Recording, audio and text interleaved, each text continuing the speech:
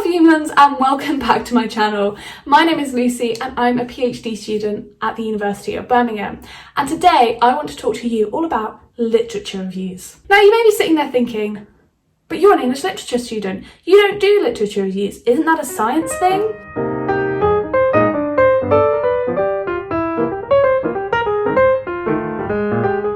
It is more well known for scientists to do literature reviews in the very sort of formatted, codified way that ends up in your final thesis. However, I would argue that English literature PhD students, humanities PhD students, we are doing literature reviews throughout our process. We just don't write them up in the same way, and we don't necessarily do them in such a condensed fashion because we're doing them all the time.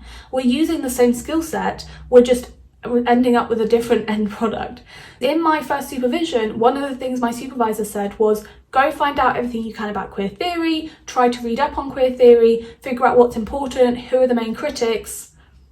That's a literature review. I just didn't do it officially, I didn't do it formally, I did it informally for myself to benefit my future research. The other reason I'm doing this video is loads of you have asked for it, and on this channel I like to give my viewers what they want. So this is my very succinct way, not of saying, welcome to the literature review video. So the first question is, what is a literature review? A literature review, quite simply, is just a survey of scholarship in an area or topic that you are researching, and it's where you evaluate and analyse the value of this research, how it interconnects with each other, how it connects to your research, and what gaps your research is filling.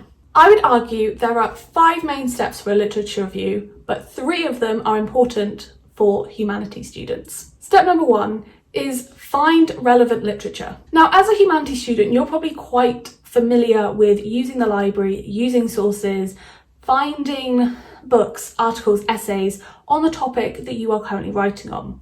And you use a lot of those same skills when you're looking for a literature review. I would say the first place you can start looking is the library. Search key terms. What are the books that come up? Are there some reoccurring authors? I would also say search the shelves. This is something I picked up at the University of Edinburgh when I did my master's there. Find out what your code is in the library and then just go search the shelves. Have a physical look down. What is relevant? Oh, that book's interesting. Oh, this I didn't think to look at this term, but actually that sounds really interesting. You will be amazed what you can find and what could be useful from just physically searching the shelves and seeing what books are around, kind of the key text that you had focused in on. If you broaden your perspective a bit, you might find texts that surprise you. Now, the thing is, you can take this one step further. You don't just have to look within your library catalogue. There's so many other online, particularly articles you can look for. You can look at JSTOR, Google Scholar, Project Muse. There's so many of these that you can look for. The thing I would say to be aware of is often, because these are free, they tend to be older articles, so you might not get as much of the cutting edge articles, but they will still be relevant. And just because they're older doesn't mean they've not had a significant contribution to your field and they've not had a big influence. In fact, sometimes they need to be older to have had that influence. I would say the next step is if you know any journals that are particularly useful to your topic. So for me, the Journal of Popular Romance Studies, I combed through their backlog and looked for anything that discussed queer romance novels, or anything that discussed sexuality, or anything that discussed gender within romance novels, whether it was a queer romance novel or a straight romance novel. I would say another great way to find resources is to look at bibliographies of key texts, particularly more recently written ones. If you've got an article, let's say, that was written in 2019, look through that bibliography. Who are they quoting? Who are they talking about? Then look through an article maybe from 2010. Are there any crossovers? What are the articles or critics that keep getting referenced throughout the years? Because then they're probably someone that you should look at, or a book you should look at, because clearly it's had quite a lot of influence on your scholarship today. So that's how you can find scholars and works that could be important to you. But now you've found all this scholarship, what do you do with it? You need to evaluate it. So number 2, evaluate your research, or evaluate your sources. I think academic reviews and book reviews are something that you're not really aware of as undergrad. You maybe become aware of for a master's, but they're crucially important when you're doing a PhD. If you are able to, try and find reviews of any text you come across. Often if you search for them, they will pop up in the library search bar a few results down. And this is because if you can read 3 or 4 reviews and find out that all those books aren't useful, rather than reading 3 or 4 books and then find out they're not that useful, you have saved yourself so much time. And time is something that you are not going to get back. So anything we can do to save ourselves time, we should do. As I mentioned before, you can read the abstract, you can read the reviews, and you'll be able to immediately dismiss some research that you thought was super relevant, but actually when you delve into it, it's not relevant at all. So you just immediately say, I'm not going to read them. Then you get the other ones where you're like, oh, I think this could be useful, but I'm not quite sure. So what you do with that is give it an initial skim read. And by skim read, I really do mean, take 2 minutes maybe to just skim through this article, look at keywords and just kind of think, are they talking about topics that are interesting to me? Are the overall scopes of this useful? Another way you can do this and assess this really quickly is what are the headings they're using? What are the sort of ways they've broken their article down into? Not all articles do this, but some do, and therefore look at the headings and just assess whether they are useful to you or not, whether they are relevant. Once you've done a quick skim read through, you will probably be able to tell whether this article is worthy of a more in-depth look. So once you've established that this article is useful for you, there are a few questions you then need to ask as you're reading through it. One of the main things we want to be doing when we're reading these articles or these books or these chapters in detail is we want to ask ourselves, what are the key theories that have been discussed here? What are the key concepts that this article or piece of scholarship is engaging with? What are they missing out? What are they not talking about? How does this relate to my own research? How does it relate to other research? Are they engaging with other critics that I should either be aware of? Or are they not engaging with a critic? And then you might be like, that's a bit sus. Maybe this article isn't as valuable as I thought it was.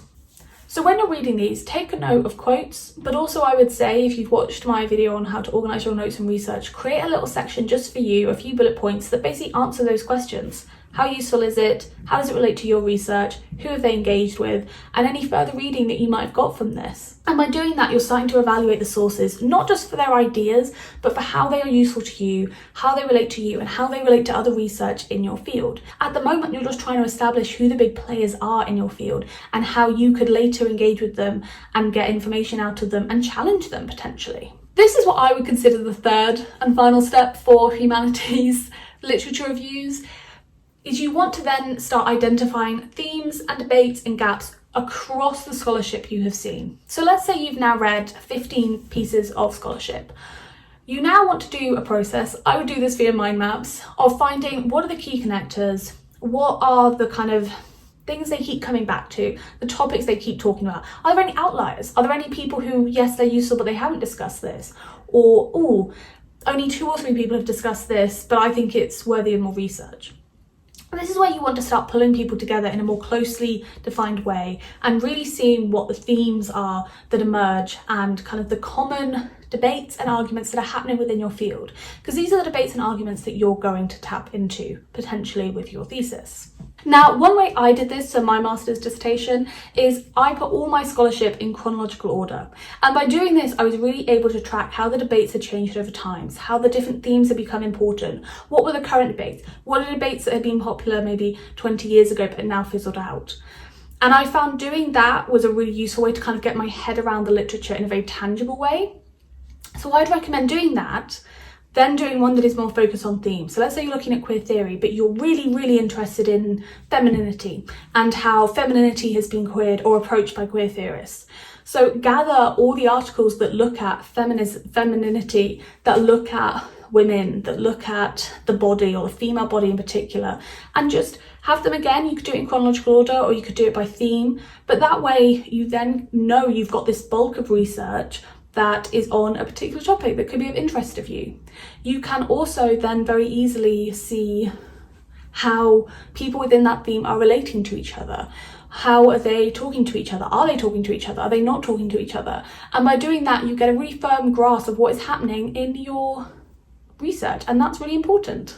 What you want to do, potentially for your own peace of mind, is then notice any gaps. Now that you've got this really good sense of what is the literature out there on my topic, you are going to notice there are some gaps. And this is crucially important because these are the gaps that your thesis could then potentially start to fill in, or at least highlight and say, more work needs to be done on this. This is just a starting point. Because let's be realistic, it's a PhD thesis. You're not going to have all the answers straight away. So this is where I would say the literature review for a humanities student ends, because then once we have all that knowledge, maybe we write up a paragraph for ourselves or a paragraph to show our supervisors, we then go on to the next step, which is deep diving into a topic or deep diving into an author or a period of history. And we use all this background knowledge we have gathered to say, okay, I'm really, really interested in queer relationships, and I know that there's all these critics that talk about them, and now I need to go and deep dive into it and really get my head around how my close reading is going to relate to these topics.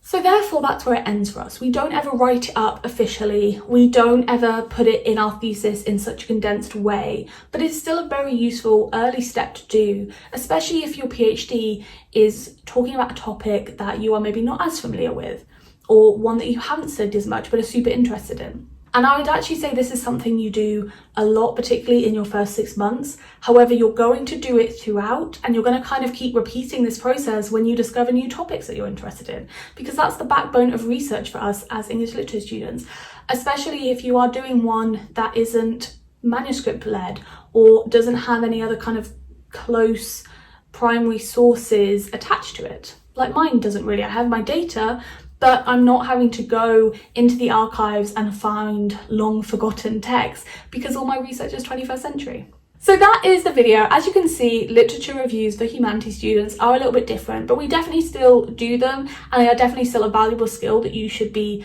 hopefully fine-tuning as a PhD student, because this is going to form the backbone of your research for quite a few years. As always, if you have any questions, feel free to leave a comment, because I love debating and talking to you guys in my comments, or if you want to follow me on Instagram and send me a DM, that is always welcome, and I respond to everybody who is polite. So yeah, I will see you next Sunday. Bye!